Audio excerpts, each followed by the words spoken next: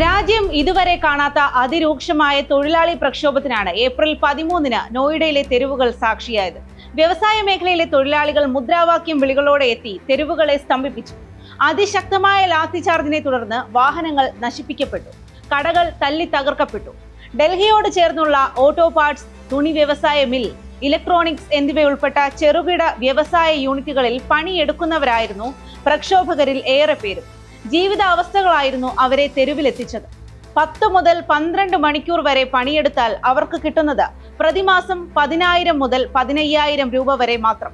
തൊട്ടടുത്ത പ്രദേശങ്ങളിൽ കൂലി വർധനവ് വന്നിട്ടും തുച്ഛ വരുമാനത്തിന് ദിവസം തള്ളി നീക്കേണ്ടി വന്ന തൊഴിലാളികളുടെ ഗതികേടായിരുന്നു പ്രതിഷേധമായി പുറത്തു വന്നത്. ഇന്നത്തെ സ്പോട്ട്ലൈറ്റ് പരിശോധിക്കുന്നു ജീവിതം വഴിമുട്ടിയ പ്രതിഷേധം അഥവാ നോയിഡയിലെ തൊഴിൽ സമരം. നോയിഡയിലെ ശരാശരി തൊഴിലാളിയുടെ ജീവിതം 10 അടി മാത്രം വലിപ്പമുള്ള ഇടുങ്ങിയ മുറികളിൽ ഒതുങ്ങുന്നു. പ്രതിമാസം 4,000 രൂപ മുതൽ 6,000 രൂപ വരെ വാടക നൽകേണ്ടി വരുന്ന ഈ മുറികളിൽ 5ഉം 6ഉം പേർ ഒരുമിച്ചാണ് കഴിയുന്നത്.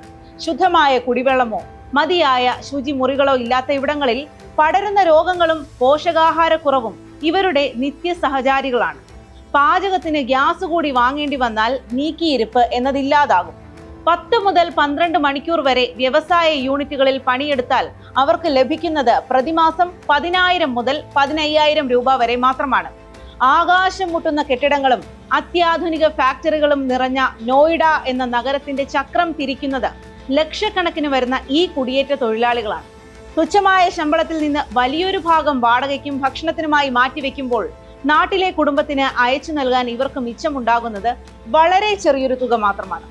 ആധുനിക ഇന്ത്യയുടെ വ്യവസായ മുഖമായി അറിയപ്പെടുന്ന നോയിഡയുടെ വികസന ഗാഥകൾക്കിടയിൽ കാണാതെ പോകുന്ന ഒരു വലിയ വിഭാഗം മനുഷ്യരുടെ ദുരിത ജീവിതമാണ് ഇപ്പോൾ പ്രക്ഷോഭങ്ങളായി തെരുവിലേക്ക് പടരുന്നത്. ഏപ്രിൽ 3-ന് ഹരിയാനയിലെ മനേസറിലുള്ള ഹോണ്ട മോട്ടോർ സൈക്കിൾ പ്ലാന്റിലെ കരാർ തൊഴിലാളികൾ മിനിമം വേതനം വർദ്ധിപ്പിക്കണമെന്നാവശ്യപ്പെട്ട് പ്രതിഷേധം ആരംഭിച്ചതോടെയാണ് സമര പരമ്പരകൾക്ക് തുടക്കമായത്. സമരം ഒരാഴ്ച പിന്നിടും മുൻപേ മനേസർ മേഖലയിലെ മറ്റ് യൂണിറ്റുകളിലെ ആയിരക്കണക്കിന് തൊഴിലാളികൾ സമരത്തിൽ പങ്കുചേർന്നു. ഏപ്രിൽ 8-ന് ഹരിയാന സർക്കാർ മിനിമം വേതനത്തിൽ 35% വർധനവ് പ്രഖ്യാപിച്ചു. ഇത് അയൽ സംസ്ഥാനമായ ഉത്തർപ്രദേശിലെ നോയിഡയിലെ തൊഴിലാളികൾക്കിടയിൽ സമാനമായ ആവശ്യം ഉന്നയിച്ച് പ്രക്ഷോഭം തുടങ്ങാൻ കാരണമായി.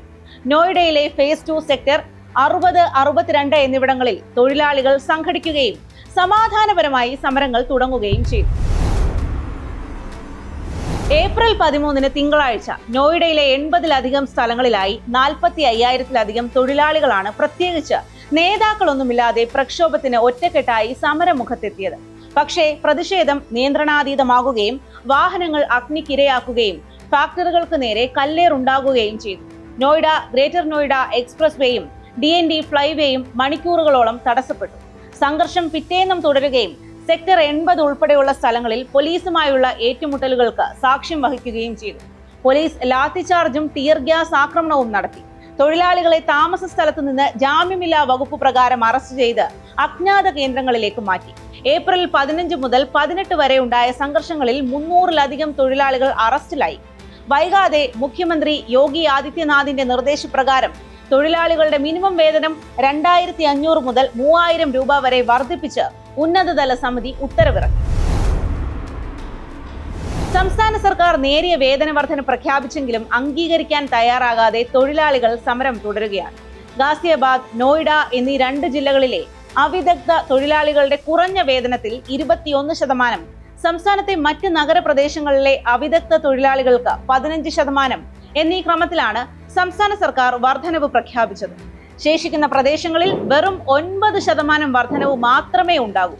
പുതിയ വർധനവ് നടപ്പിലാക്കിയെങ്കിലും ഡൽഹി, ഹരിയാന എന്നീ അയൽ സംസ്ഥാനങ്ങളെ അപേക്ഷിച്ച് ഉത്തർപ്രദേശിലെ കൂലി ഇപ്പോഴും കുറവാണ്.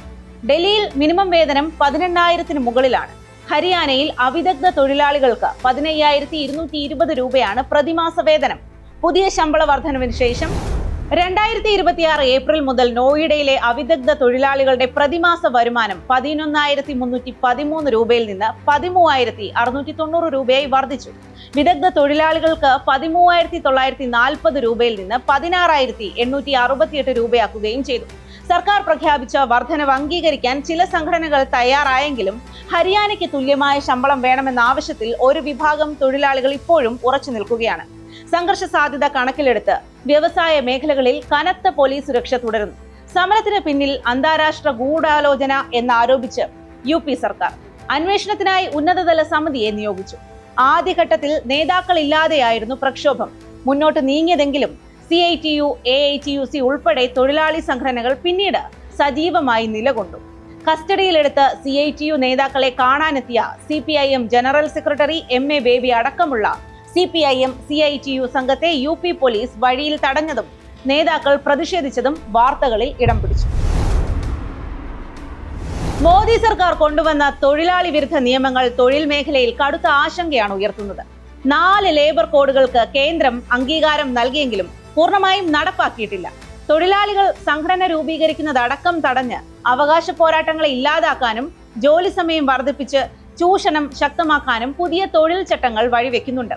ലേബർ കോഡിലെ ഇൻഡസ്ട്രിയൽ റിലേഷൻസ് കോഡ് 2020 പ്രകാരം 300 വരെ തൊഴിലാളികളുള്ള സ്ഥാപനങ്ങൾക്ക് മുൻകൂർ അനുമതിയില്ലാതെ തൊഴിലാളികളെ പിരിച്ചുവിടാൻ അനുവാദം നൽകുന്നുണ്ട്.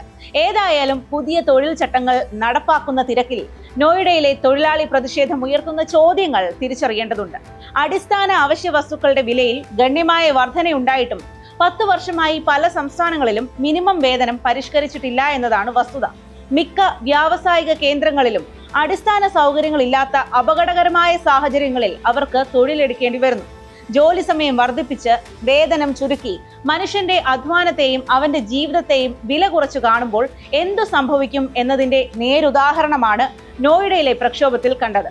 അവർക്ക് മാന്യമായ വേതനവും ജീവിത സാഹചര്യവും ഉറപ്പാകുമെന്ന് പ്രതീക്ഷിച്ച് ഇന്നത്തെ സ്പോട്ട്ലൈറ്റ് അവസാനിപ്പിക്കുന്നു. നമസ്കാരം.